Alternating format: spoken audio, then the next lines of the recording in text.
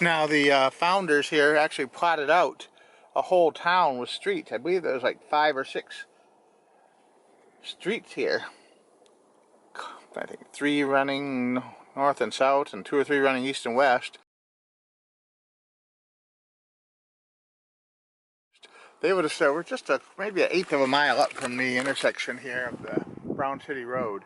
And this is called Deanville Road, but further to the east it's called Galbraith Line Road. And the subdivision actually started, or the laid out land, I should say, actually started right in this area.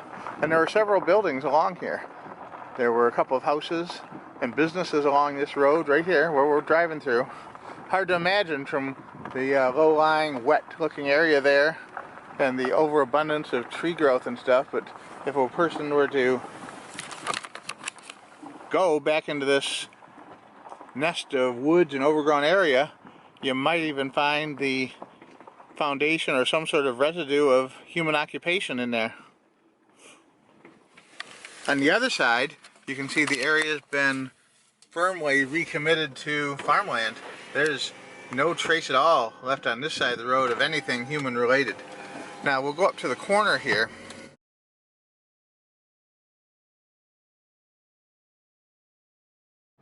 It shows businesses and buildings right here on the corner of this road. We're gonna turn, this is Brown City Road, but we're gonna turn down here. Right here in this empty cow pasture here in the corner would have been a hotel. And it looked like a fairly large building. Now just south of the hotel would have been the second schoolhouse in town, built in 1874, replacing what was described as a old shack that housed a school. And I'm wondering if this building here might not have been originally the schoolhouse. It's in just about the right location, and the original frame part of it certainly resembles the structure of an old schoolhouse. But I can't say for sure. It could be in one of these empty fields just north of here too. Honestly, most of the lots here were never sold. I think in the northeast quadrant of town there was only one lot that was sold that had any kind of building on it. It's possible that that house right there, that building, could have been one of the original buildings that was here back in the late 1800s.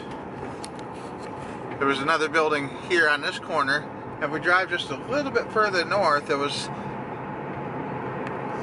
well, we're right in the area here where the only other road, there were roads actually going off of this road that were platted on the map. Possibly, well, here it looks like this was probably one right here at one time where that cross guard is. There probably is a road going that way, or was supposed to go that way at one point in time. The little community was successful enough as a lumber town in order to warrant the addition of a narrow gauge railroad spur into the area. But once the lumbering died out, the spur was removed, and most of the buildings and houses were taken down and moved to Brown City. I would say there's a pretty good chance this farmhouse right here would have existed back at the time Deanville was still an active community. Deanville was known for its sawmills. It was a lumbering community. It had a shingle mill and a sawmill.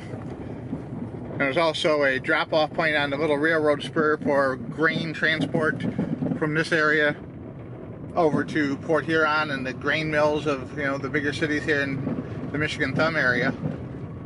But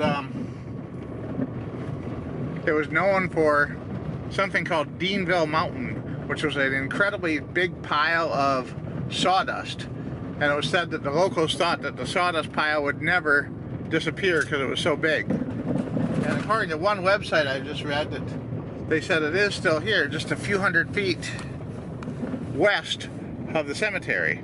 So here's the cemetery, and we're going to go a few hundred feet west here and see if we see any residual of a large sawdust pile in the area.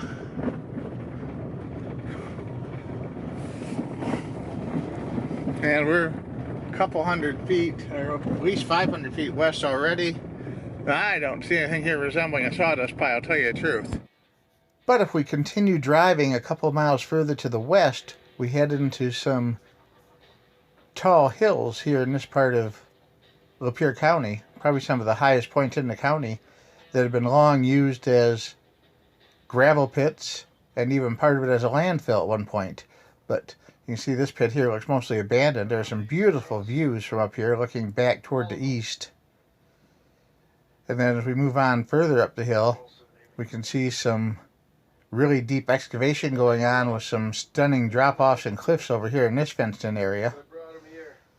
And here's the other angle. If we turn down a side road and go north a little bit, you can see the whole face of the open strip mine here.